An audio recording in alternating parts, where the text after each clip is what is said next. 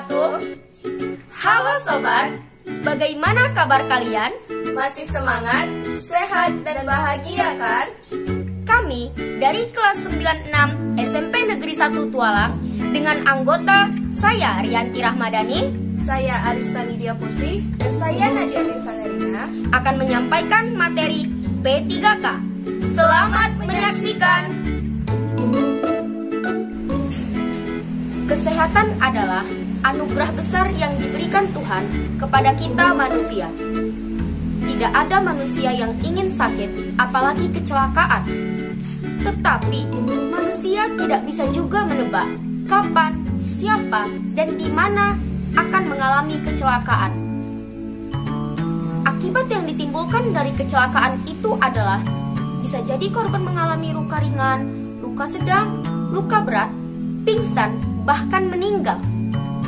Oleh sebab itu, pertolongan pertama pada kecelakaan atau P3K sangat penting diketahui untuk menyelamatkan korban yang masih bisa tertolong dalam suatu kecelakaan, baik itu diri kita sendiri maupun orang lain.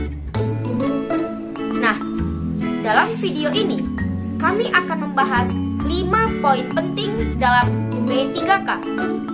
Antara lain, pengertian pada P3K, tujuan P3K, prinsip P3K, peralatan dan obat-obatan pada P3K, serta tindakan pada P3K itu sendiri. Baiklah, sebelum kita masuk ke materi, silakan teman-teman saksikan video simulasi P3K berikut ini. Pendarahan dapat terjadi di dalam atau di luar badan. Supaya tidak terjadi infeksi, tiap luka, baik itu luka luar maupun di dalam badan, harus diambil tindakan yang cepat. Bila terjadi pendarahan luar, tindakannya adalah menekan dengan pembalut tekan. Cara melakukannya, di atas luka diletakkan kain kasa. Kemudian dibalut dengan kain pembalut. Kain kasa akan menutupi dan menekan darah yang keluar. Kalau tidak ada kain kasa, dapat juga menggunakan sapu tangan yang bersih. Jika terjadi pendarahan di tangan atau di kaki, maka tangan atau kaki harus diangkat ke atas. Menahan pendarahan dengan turnike hanya dapat dilakukan dalam keadaan yang memaksa sekali. Karena penggunaan turnike ada bahayanya.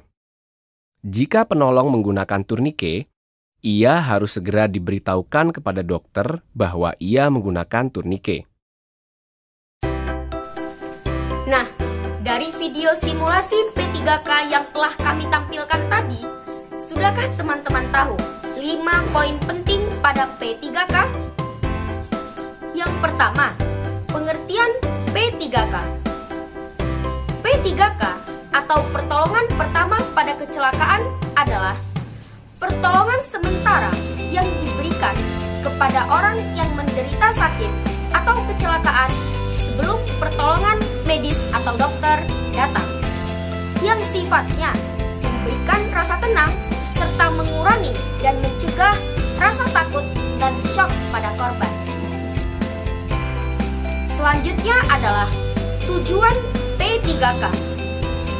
Tujuan P3K antara lain adalah mengurangi dan mencegah bahaya yang lebih besar yang akan ditimbulkan dari kecelakaan pada korban tersebut. Nah, terlambat 1 detik saja, kita tidak tahu bahaya apa yang akan menimpa korban. Oleh sebab itu, pengetahuan P3K sangat penting untuk menyelamatkan korban. Yang ketiga adalah prinsip-prinsip P3K. Nah, sudahkah teman-teman tahu apakah itu prinsip-prinsip P3K? Prinsip-prinsip P3K adalah sikap-sikap atau tindakan yang diambil dalam melakukan usaha pertolongan pertama pada kecelakaan. Nah, di sini ada 6 prinsip-prinsip P3K. Yang pertama, bersikap tenang dan tidak panik. Jika kita yang melakukan pertolongan pertama bersikap panik, maka bisa saja korban ikut-ikutan panik. Yang kedua, berikan pertolongan dengan cepat dan tepat. Jika kita memberikan pertolongan tidak tepat dari apa yang terjadi atau apa luka yang diderita korban, maka akan bisa berakibat akibat fatal daripada apa yang dialami. Yang ketiga, jika tidak tahu berat atau ringannya cedera, jangan cepat-cepat memindahkan korban. Yang keempat, jika terdapat luka, usahakan korban tidak melihat. Hal ini dilakukan agar korban tidak ikutan panik. Yang kelima, perhatikan pernafasan korban. Dan yang terakhir, setelah mendapatkan pertolongan pertama, segera bawa korban ke dokter atau ke rumah sakit terdekat agar bisa mendapatkan pertolongan yang lebih lanjut. Yang keempat adalah peralatan dan obat yang digunakan dalam P3K. Yang pertama, peralatan.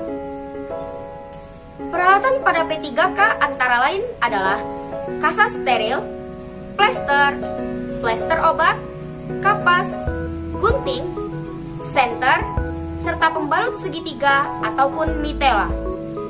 Apa saja fungsi-fungsi dari peralatan pada P3K? Yang pertama, kasa steril berfungsi untuk membalut luka agar tidak terinfeksi. Yang kedua, plester berfungsi untuk merekatkan kasa penutup. Yang ketiga, plester obat berfungsi untuk menutupi luka kecil, misalkan akibat tersayat ataupun teriris. Selanjutnya adalah kapas. Kapas berfungsi untuk membersihkan luka yang telah dibaluri alkohol ataupun antiseptik. Selanjutnya gunting untuk memotong alat-alat seperti kapas, kasa, ataupun plester. Nah, yang keenam adalah lampu senter. Lampu senter berfungsi untuk melihat luka yang terletak di tempat-tempat yang dalam. Selanjutnya adalah pembalut mitela atau pembalut segitiga. Ini berfungsi untuk membalut luka apabila diakibatkan seperti kecelakaan patah tulang. Yang kedua adalah obat-obatan pada P3K. Terbagi menjadi 3. Yang pertama, cairan antiseptik, cairan pembersih, serta salep luka bakar. Cairan antiseptik berfungsi untuk mencegah agar kuman tidak menginfeksi luka. Contoh cairan antiseptik adalah betadine, serta obat merah ataupun merkurokrom. Cairan antiseptik dibaluri pada luka hanya sekitar 2%. Selanjutnya adalah cairan pembersih. Contoh dari cairan pembersih adalah alkohol, rifanol, serta bur water. Yang terakhir adalah salep luka bakar. Bisa merupakan bahan buatan, bisa juga bahan alami ataupun tradisional. Contoh dari bahan buatan adalah bioplasenton, sedangkan bahan alami adalah lidah buaya. Beberapa kecelakaan yang sering terjadi dalam kehidupan kita. Yang pertama, pendarahan. Pendarahan dapat ditolong dengan menekan menggunakan pembalut tekan, menekan dari atas tempat tekanan, dan menahan pendarahan dengan torniket. Yang kedua, luka.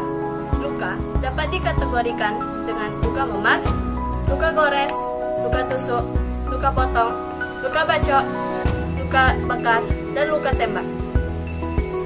Luka ini dapat ditolong dengan menutup luka dengan menggunakan kasa steril yang dibalut dengan perban. Jika lukanya lebar dan dalam, segera bawa korban ke rumah sakit. Yang ketiga adalah pingsan. Pingsan dapat kita tolong dengan memindahkan korban ke tempat yang lebih aman atau nyaman, dan kemudian kita berikan minyak kayu putih untuk dihirupnya. Yang terakhir adalah tindakan-tindakan yang diambil dalam P3K. Nah, ada 5 tahap yang bisa kita ambil untuk menyelamatkan korban pada P3K. Yang pertama adalah pastikan posisi penolong aman. Yang kedua, jangan panik, karena jika kita panik akan menimbulkan akibat yang lebih besar pada si korban. Yang ketiga, hindarkan korban dari kecelakaan berikutnya. Yang keempat, jangan pindahkan korban secara terburu-buru jika kita belum tahu lukanya ringan ataupun berat. Dan yang terakhir adalah segera bawa korban ke rumah sakit terdekat. Jika kita masih di bawah umur dan belum bisa menghubungi pihak medis, Carilah orang dewasa terdekat untuk menghubungi pihak medis dan membawa korban kecelakaan. Bagaimana? Sudah jelas kan tindakan pertolongan pertama pada kecelakaan, baik pada diri sendiri maupun orang lain? Untuk materi lebih lanjut, bisa teman-teman lihat pada aplikasi Rumah Belajar dan bisa di-download di Google Play Store. Demikian materi tentang tindakan P3K dalam keadaan darurat, baik pada diri sendiri maupun pada orang lain. Mudah-mudahan dengan materi ini kita lebih dapat melakukan penerapan pertolongan pertama kepada diri sendiri ataupun kepada orang lain dengan benar. Terima kasih telah menyaksikan. Wassalamualaikum warahmatullahi wabarakatuh.